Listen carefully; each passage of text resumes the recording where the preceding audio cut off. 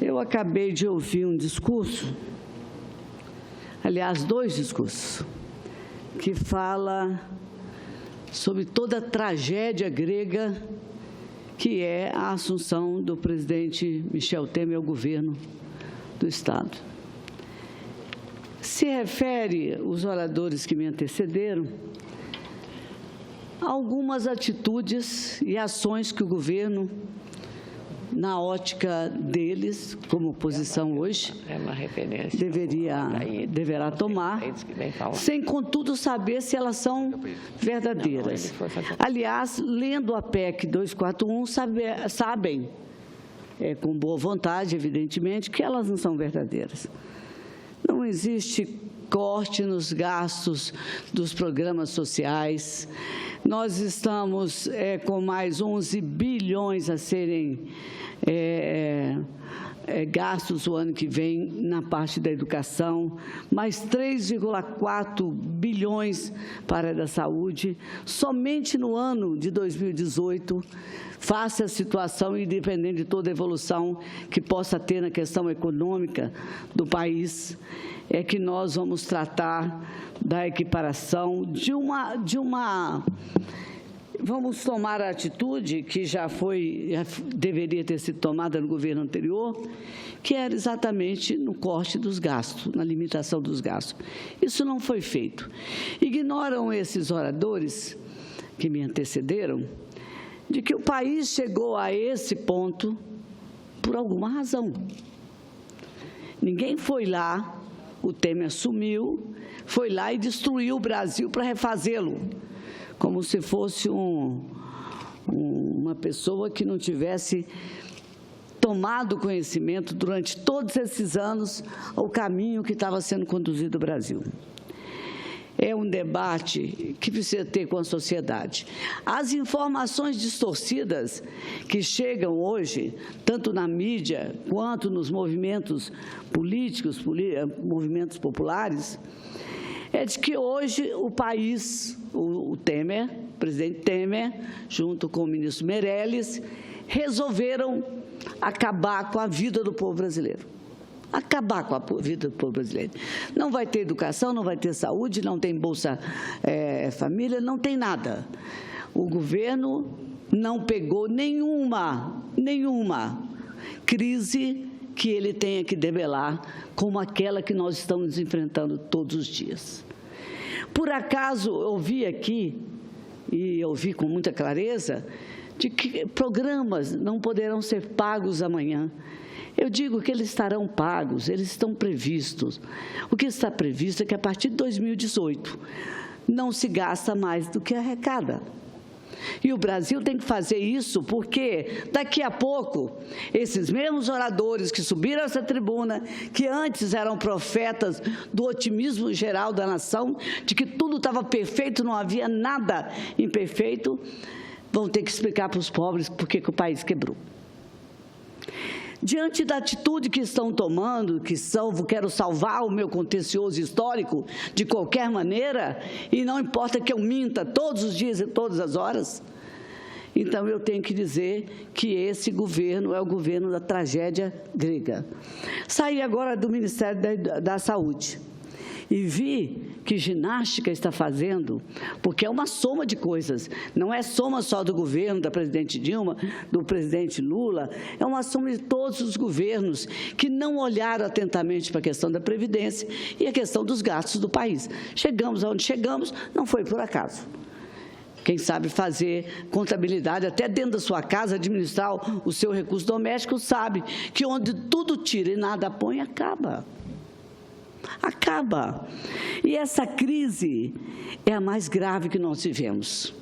E ninguém que sobe a essa tribuna para falar em nome da oposição tem a coragem de dizer que foram eles que protagonizaram essa crise toda, que é a agonia da sociedade brasileira. Está tirando de quem para dar para quem? Esse discurso já está exaustivo, cansativo. Está tirando dos pobres para dar para os ricos. Tirando o quê? Onde está o recurso que eles estão falando? Onde está esse dinheiro que eles estão falando? Não se consegue pagar nada. O déficit do país não era aquele que diziam. Eu presidi a Comissão de Orçamento, tivemos que fazer o caminho de volta para encontrar a contabilidade adequada e transparente lá atrás e mostrar para o Brasil qual era o déficit verdadeiro. Havia 3 anos, presidente, e a senhora, senadora responsável, que sempre sobe a essa tribuna com a convicção de que tem um papel importante a desempenhar no Brasil, nesse momento, e como já desempenhou em outros, a senhora sabe que esse país que está aí precisa ser mostrado. Mas de tanto ouvir falar, é capaz que alguém desavisadamente pense que o que estão falando é verdade. É possível até que algum deles acreditem, mas eu ouvi, sentada muitas vezes aqui nessas cadeiras ao lado de vários, que a presidência da presidente Dilma precisaria mudar porque ela não ouvia ninguém. E se diziam isso naquela época e reconheciam que o quadro estava se agravando, eles mesmos, como agora são capazes de dizer o contrário?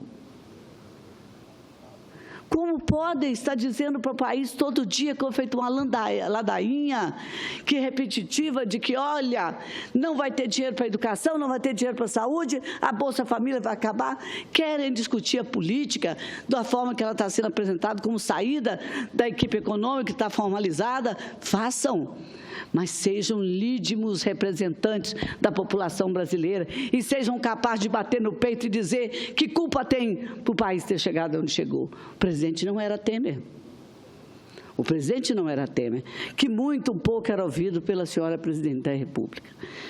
Então, essa crise que eles querem gerar na confiança do governo que está, não vai colar na sociedade, que já experimenta a sensação de que nós podemos, daqui a pouco, ter essa inflação um pouco debelada, termos também a confiança de todos aqueles que quiserem novamente investir no Brasil e acreditar que dessa vez não é de brincadeira. Eu assisti, eu estive presente. É como o Chico Pinheiro fala no programa dele, falando do gol do Carlos Alberto, ele dizia, meninos, eu vi, e eu ouvi.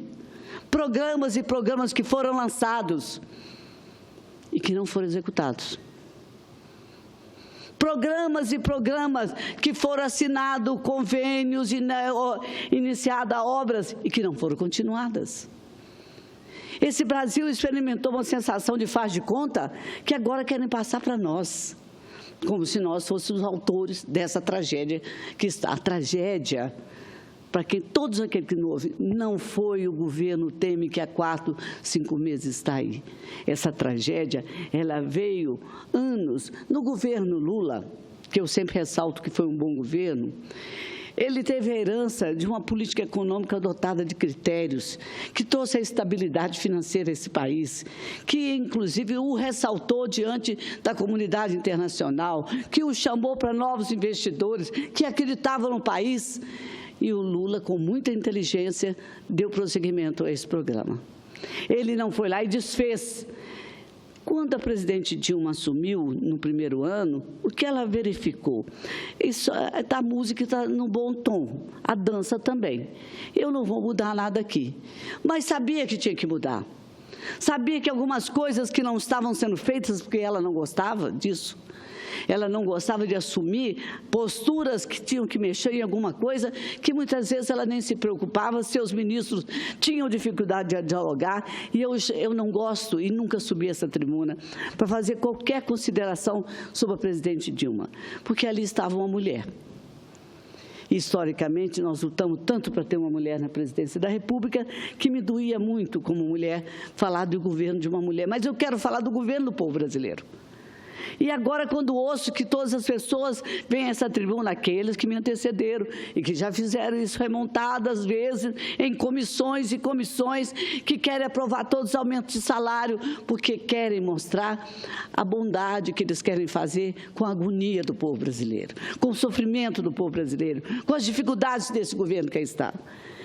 Bom, e eu quero dizer que nessa guerra de ideias vai prevalecer a verdade. Porque a verdade, senadora, por menor que ela seja, ela é uma luz bem pequenininha que arde na escuridão. mas ela é capaz de apontar um caminho, uma saída. O povo vai enxergar isso. O povo que hoje vai para a rua dizendo que nós estamos destruindo o ensino médio, quando, na verdade, depois de 60 anos, alguém está usando, mexer nesse molde ultrapassado, que hoje permite ainda o êxodo das escolas, porque os alunos não se adaptam àquele currículo que ali está. Ou, muitas vezes, quem quer fazer artes plásticas não quer fazer biologia, não quer fazer física, quer fazer artes plásticas. E é um profissional que vai para o mercado, ele pode optar, não significa demissão de professores, em absoluto. Pelo contrário, é modernização, e é assim no mundo inteiro. Nós estamos relutando em mudar. Por que estamos relutando em mudar? É preciso que as pessoas entendam o que vai acontecer. E, para isso, é que eu queria dizer que essa casa tem que, mais vezes, tantas quanto puder, e nos seus estados, debater a questão da mudança do regime do ensino médio. Porque não é nem de longe o que estão pregando, o que vão para a escola dizer. Né? Vão acabar, professor de biologia não vai ter emprego, de física, de química, ninguém vai ter emprego, que ninguém vai optar por estudar matemática. Não é verdade. Aqueles que fizeram suas opções pelas suas carreiras, que são coerentes com essas atividades curriculares, vão ter oportunidade de se formarem na área afim com muito mais prazer, com muito mais gosto. E eles vão todo dia na mesma ladainha para dizer as mesmas coisas, mobilizando aqueles que não informadamente não conhecem as mudanças que vão ser feitas nesse país. Eu acho que o índice de confiança no país cresceu. Cresceu a despeito do sentimento que tem hoje aqueles parlamentares que sobem essa tribuna para pregar essa tragédia que nós estamos vendo. E eu queria aqui dizer que, muitas vezes, acho que posso dizer isso com tranquilidade, o debate, ele é importante, mas ele tem que ser rico. Eu não consigo debater com alguns dos senadores que aqui passaram, porque eu vou ter que bater boca. Eu não quero bater boca, eu quero discutir ideias. Eu quero mostrar que tem um momento agora que é, sem sombra de dúvida, não me pergunte se o presidente Temer gostaria de estar por aí lançando programas e indo ao encontro do povo, mas não pode fazê-lo. Ele tem que consertar o Brasil. Esse Brasil que foi prejudicado pelas administrações que passaram. Esse Brasil que precisa prestar conta de quanto se gastava, para onde ia o dinheiro, ou é brincadeira aquilo que tiraram da Petrobras? Dinheiro de quem? Do mesmo povo que eles falam aqui a todo momento, a toda hora, que ficarão sem Bolsa Família. É preciso consertar o Brasil para que volte esses recursos para o Brasil. Volte para que eles sejam aplicados nas áreas afim. E que as pessoas que estão envolvidas nesses escândalos sejam punidas.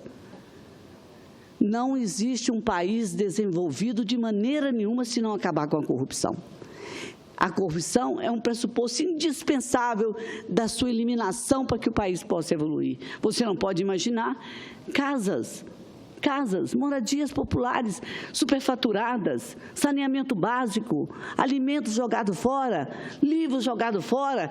Esse é o país do desperdício, da irresponsabilidade e da omissão diante dos graves problemas que a população vive. Quem assiste os jornais da manhã, aqueles primeiros matutinos, vê todo dia uma pessoa morrendo na porta de um hospital porque a ambulância não chegou a tempo. E quando a ambulância chegou, já trouxe aquela paciente de urgência morto. Eu vi muitas coisas que meus olhos não gostariam de ter visto. Mas eu também não quero que meus ouvidos ouçam aquilo que não quero mais ouvir, mas que terei que ouvir. Mas contra isso, nós apresentaremos cotidianamente, a partir de hoje, os números que foram herdados por essas administrações que por aí passaram. Nós somos, o povo brasileiro ainda não percebeu, mas aos poucos vai perceber, que é vítima da política inescrupulosa, da mentira, do engodo, dos números falsos que eu não aceitei conduzir à frente da Comissão de Orçamento quando eu fui eleita presidente. Eu disse, eu quero um orçamento verdadeiro e transparência. Armaram a Arapuca. Então, a gente dá um número, um déficit para ela e pergunta o que vai fazer. Infelizmente, o déficit que foi colocado nem era o verdadeiro. E fomos atrás dele. Pedimos, trancamos o ministro Levi junto na comissão e pedimos, queremos papéis, os números verdadeiros. E eles apareceram. E a partir daí, ninguém consegue mais sentar na comissão de orçamento para tentar emplacar medidas ou então colocar mais uma emenda, mais uma função programática vazia, oca por detrás. Sem orçamento, tem que se dizer, se você quer fazer alguma obra, de onde você vai tirar aquele recurso. Se você quer construir um hospital, me diga de onde o dinheiro vai sair, porque dinheiro não tem. Nós temos que lutar para acertar as contas para pagar o que está devendo, porque é muito difícil ver um hospital que não tem equipamentos, não tem material, não tem medicamento. No meu estado, uma equipe médica inteira queria deixar um hospital, porque as condições que eles trabalhavam eram desumanas. E eu confesso para a senhora que eu me emocionei. Saí numa quarta-feira, que era um feriado, e fui até lá. E pedi que não queria imprensa. Eu não queria imprensa. Queria ver. E fui com a associação, o sindicato dos médicos, e olhei com meus olhos. Aquilo não é digno de se oferecer a uma população que contribui, que paga imposto. Então, é isso que nós temos que fazer, é começar. É uma longa caminhada, presidente. É uma longa caminhada, mas tem que partir de algum lugar. Tem que dar um passo, e um passo de cada vez. E não vão pedir ao povo paciência, que me desculpe, não dá para pedir ao povo paciência. Quando se perde um filho, um pai, uma mãe, um irmão, um marido, né, no hospital. Como todo dia. Não é possível pedir paciência quando você está desempregado e não consegue pensar na perspectiva de amanhã encontrar um lugar que possa trabalhar e que tem que levar o alimento para dentro de casa e você não consegue. Encontra seus filhos com fome. Como é que vai pedir paciência ao povo deste país, deste tamanho, rico como é, para que ele compreenda que, olha, roubaram tanto, desajustaram tanto a nossa economia, abusaram tanto do poder, que hoje o que nos restou é esse Brasil fragilizado, que está nos braços de alguém para que seja cuidado. A esta casa resta uma coisa, a responsabilidade de estar a tempo e a hora, não fugindo do calendário, não marcando para depois. Para mim, não teria eleições de 4 em 4 anos no Brasil, porque esse país para. A cada ano, o Brasil tem um ano para arrumar a casa, um ano para parar, um ano para a eleição, um ano para arrumar, e depois tem que coadunar todos os interesses políticos para fazer o Brasil caminhar. Muita coisa tem que ser consertada, presidente, muita coisa. Mas o que eu espero é que nós consigamos sair dessa crise. O presidente Michel me parece muito seguro. Quando nós falamos aqui em vários temas sobre o custo Brasil, todos já têm na cabeça o que é o custo Brasil. Agora nós estamos pagando o preço Brasil, que foi deixado esses governos anteriores. Então, não tenha que temer, nós temos que enfrentar isso, essa tarefa é nossa, não é de mais ninguém, não é de mais ninguém. Os discursos fáceis, eles virão a todo dia, a qualquer momento. Eu estava num encontro de educação, e interessante citar isso aqui. Tinha 18 países e se celebrava lá o modelo dos Institutos Federais de Educação Superior, que são exemplos citados em vários países do que se faz aqui nos IFES. Enquanto eu falava lá atrás, aquelas pessoas não estavam lá. De repente chegaram e gritaram golpista.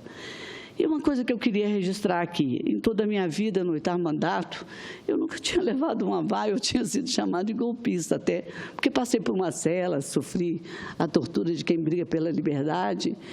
Eu só quero que essas pessoas que hoje falam golpista, e aqui dentro dessa casa, elas parem com isso, porque elas estão desrespeitando a Constituição brasileira. Foi com a Constituição na mão que houve o impeachment. A ascensão do presidente Temer como vice estava previsto na Constituição. Golpista é quem quer interpretar o contrário, quem quer usar a Constituição para se beneficiar dela, a favor da política que queriam que perdurasse e não teve como. Não teve como. O povo foi para a rua pedir o quê? Será que ninguém viu a quantidade de pessoas que marchou desse país? com todos os temas possíveis na sua cabeça, com todas as cobranças de um país imperfeito, injusto e socialmente, mas que sabia exatamente o que queria. Não quero mais esse governo. E com base na Constituição foi feito isso. Dá para continuar falando em golpe? Que mau humor que se tem com a política de interesses do povo brasileiro, em vez de olhar para o que o povo deseja. Há contradições? Há. Aqueles que acharam que a presidente não deveria sair. Mas não foi pelas vias democráticas, não foi pelo amparo do texto constitucional, então não existe mais golpe a estar aqui a todo momento discutido, referendado, relembrado, falado. E agora, como se não bastasse isso, exauriu, né? Diminuiu o tom do golpe na rua e diminuiu, aumentou aqui a fome e a miséria que o povo brasileiro vai passar com o governo Temer. Pois acreditem, já estava assim, já estava assim. Aqueles estudantes que foram lá para o Ciências Sem Fronteira, que foram para fora, aqueles que precisavam usufruir do FIES, tudo isso já estava sem pagamento, pauta suspensa, compromissos negados, nada se cumpria mais e a agenda só ficava no débito, no débito, no débito. Que pegou o presidente da República atual? Débitos, dívidas. É preciso passar a zero. Vai conseguir fazer tudo? Não vai. Mas vai começar o Brasil novamente. E esse Brasil tem que ser refeito com a letra da verdade. Não dá para ser feito com a maquiagem que até hoje perdurou e com a qual muitas vezes o Congresso se contracenou. Né? O importante é que eu coloque lá as medidas que eu quero aprovar, ainda que elas sejam impraticáveis. Não pode mais. O importante é que eu aprove lá uma emenda, ainda que ela não seja verdadeira, só para constar nos anais ou publicada no diário. Não pode mais.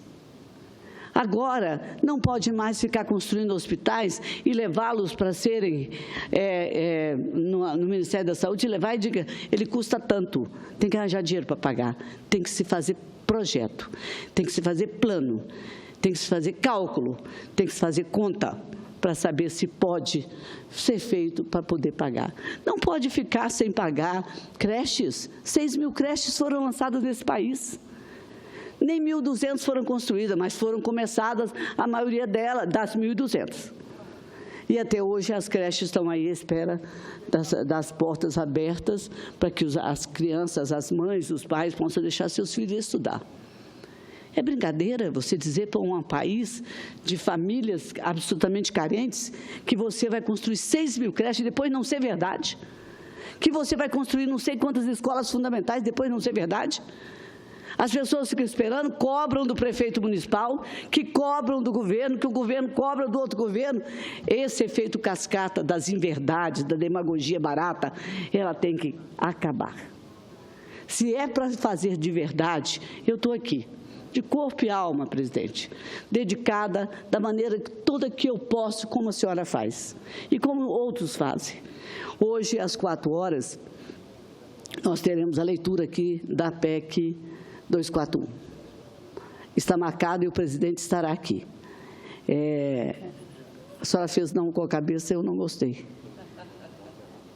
É que, se nós não tivermos oradores até, para a sessão será encerrada. Por isso que quando a senhora eu pedi a Vossa Excelência, a pedido do presidente da Casa, que a sessão fosse suspensa. Se for necessário, eu me inscrevo para falar como oradora novamente.